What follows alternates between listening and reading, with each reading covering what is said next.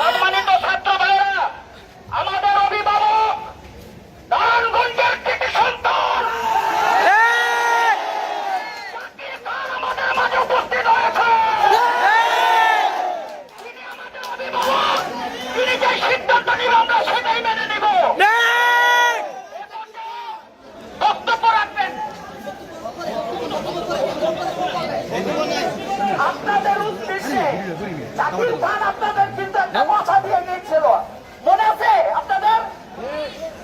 আপনাদের ইফতারিতে আসছিল এবং একটি বোমা ফিরে আসছিল, আইসা বলতে যখন এই মাদ্রাসায় মসজিদে যখন বিপদের যদি কোনো ধরনের কোনো সমস্যা হয় জাকির খান আপনাদের পাশে থাকবে। জাকির খান আপনাদের পাশে আছে কিনা?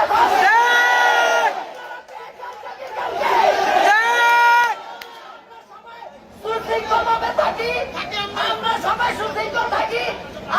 আপনাদের যে দাবিগুলো আছে অবশ্যই যদি চুক্তি হয় তবে অবশ্যই এনে জননেতা জনাব জাকির খান আছে, আমাদের মামুন ভাই আছে, সবাই মিলিতভাবে বসে আপনাদের দাবিগুলো আপনারগুলা পূরণ করার চেষ্টা করবে ইনশাআল্লাহ।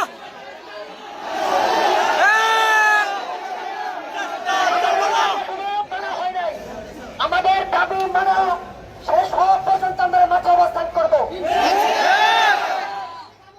আমরা শান্তিপূর্ণভাবে শহরের আগ থেকে অবস্থান করছি। আমরা এখনো আমাদের দাবি পূরণ হওয়ার আগ পর্যন্ত শান্তিপূর্ণভাবে মাঠে অবস্থান